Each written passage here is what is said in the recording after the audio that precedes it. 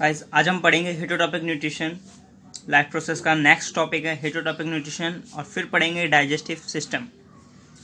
बहुत interesting topic है, आइए पढ़ते हैं। हेटेरोटॉपिक न्यूट्रिशन क्या है? हेटेरोटॉपिक न्यूट्रिशन वो न्यूट्रिशन है जिसमें ऑर्गेनिज्म दूसरों पे डिपेंड होता है। कोई भी किसी भी ऑर्गेनिज्म किसी भी प्लांट पे डिपेंड होगा फूड के लिए। तो आइए डिफाइन पढ़ लेते हैं। Heterotrophic nutrition is a type of nutrition in which organism depend on others organism और plant for food to survive. ये हेटेरोटॉपिक न्यूट्रिशन है। अब हेटेरोटॉपिक न्यूट्रिशन को 3 पार्ट में बांटा गया है, आइए देख लेते हैं। पहला है होलोजिक, दूसरा पैरासाइटिक, तीसरा सैप्रोफाइटिक। होलोजिक क्या है? होलोजिक वो हैं जो सॉलिड फूड खाते हैं और उसे बॉडी में ब्रेक डाउन करते हैं और डाइजेस्ट करते हैं, जैसे एनिमल और ह्यूमन। हम लोग होलोजिक हैं, हम हार्ड फूड खाते हैं, सॉलिड फूड, उसे अपने बॉडी में डाइजेस्ट करते हैं और यूटिलाइज करते हैं, तो हम हो गए होलोजिक। अब देखते हैं पैरासाइटिक। पैरासाइटिक कौन होते हैं? ये वो होते हैं जो किसी दूसरे ऑर्गेनिज्म में रह के उनसे न्यूट्रिशन लेते हैं बिना उन्हें किल किए। जैसे हमारे स्टमक में राउंड वॉर्म्स होते हैं, ये हमारे स्टमक में रहते हैं, हमारे स्टमक से न्यूट्रिशन लेते हैं पर हमें किल नहीं करते। तीसरा है सैप्रोफाइटिक।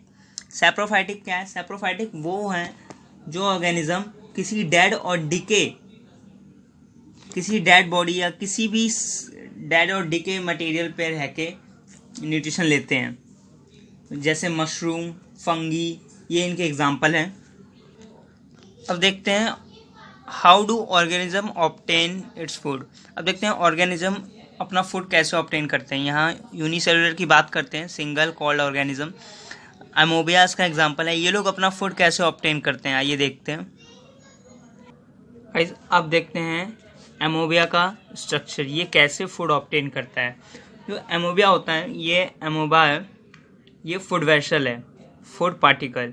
अब ये फूड पार्टिकल देखेगा, फिर ये अपना नेक्स्ट प्रोसेस में ये अपना स्ट्रक्चर चेंज करेगा, अपने मूव करेगा और ये एक ऐसी जगह बनाएगा जिसमें वो फूड एंटर कर सके। उस स्पेस को हम सूडोफोडिया कहते हैं।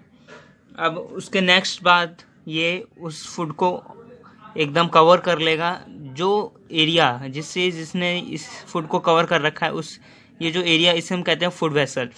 अब ये कवर करने के बाद नेक्स्ट ये इसे ऑब्जर्व कर लेगा, अपने बॉडी में यूटिलाइज कर लेगा और जो वेस्ट प्रोडक्ट है वो निकाल देगा।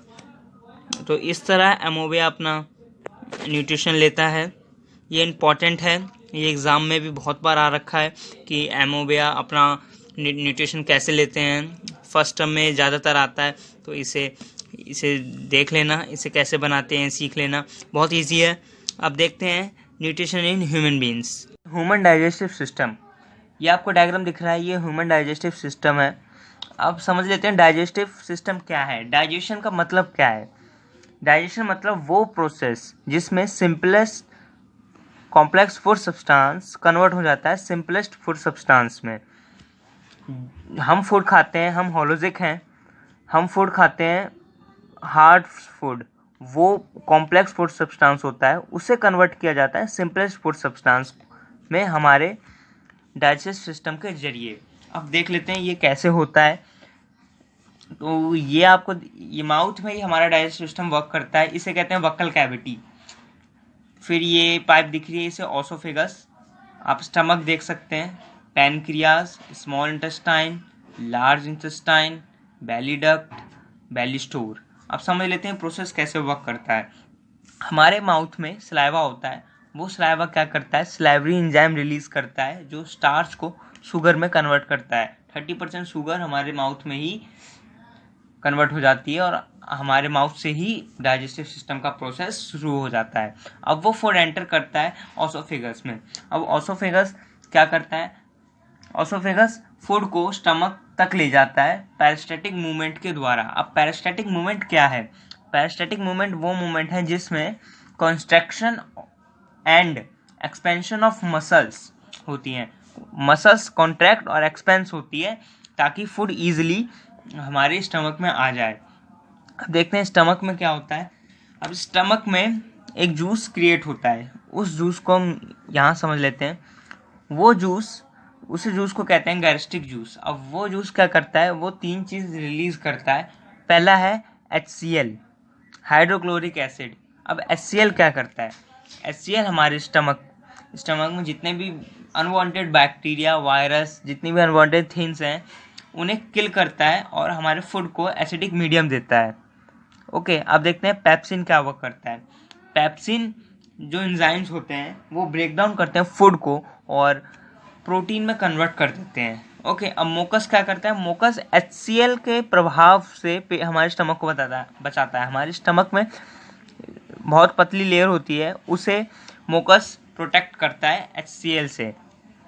ये हमारे स्टमक में होता है। ओके, अब हम आते हैं, जब वो फूड एंटर करता है स्मॉल इंटेस्टाइन में, तभी हमारे लीवर से एक जूस क्रिएट होता है जिसे हम बेली जूस कहते हैं।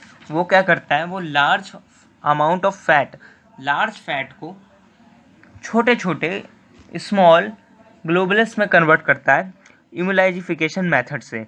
ओके, छोटे छोटे फैट पीसेस, छोटे छोटे फैट में कन्वर्ट कर देता है इम्यूलाइजिफिकेशन मेथड से। ओके, अब देखते हैं पैनक्रियाज क्या वर्क करता है। ये पैनक्रियाज है, ये क्या वर्क करता है। पैनक्रियाज जो होता है वो पैनक्रियाटिक जूस क्रिएट करता है। अब वो पैनक्रियाटिक जूस 2 चीज़ें अब कंटेन करते हैं। पहला है ट्रिप्सिन। अब मैं समझाता हूँ ट्रिप्सिन क्या करता है। जो ट्रिप्सिन होता है वो प्रोटीन को कन्वर्ट करता है पेप्टोनेस में। ओके, प्रोटीन को वो कन्वर्ट करता है, यहाँ आप देख सकते हैं। अब सेकंड है लेप्सिस। पैनक्रियाटिक जूस लेप्सिस भी रिलीज करता है। अब वो फैट को लैपिड्स में कन्वर्ट कर देते हैं, जितना भी फैट होता है उसे लैपिड में कन्वर्ट किया जाता है। ओके, अब देखते हैं कार्बोहाइड्रेट। अब फूड एंटर करता है हमारे स्मॉल इंटेस्टाइन में।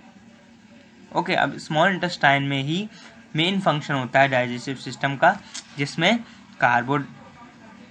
कार्बोहाइड्रेट, फैट, प्रोटीन कन्वर्ट होते हैं glucose, fatty acid, immuno acid. अब जो कार्बन डाइऑक्साइड हमारे स्मॉल इंटेस्टाइन में है वो कन्वर्ट हो जाता है ग्लूकोज में, C6H12O6 में वो कन्वर्ट हो जाता है। और जो फैट होता है वो फैटी एसिड में कन्वर्ट हो जाता है, और जो प्रोटीन वो इम्यूनो एसिड में कन्वर्ट हो जाता है। अब जो ये 3 चीज़ हमारे रेडी हो जाते हैं हमारे ब्लड में ऑब्जर्व होने के लिए, और ये सारी चीज़ें हमारे ब्लड में जाती हैं, पूरी बॉडी में ट्रैवल करती हैं और हमें एनर्जी देती हैं। अब एक और चीज़ देख लेते हैं।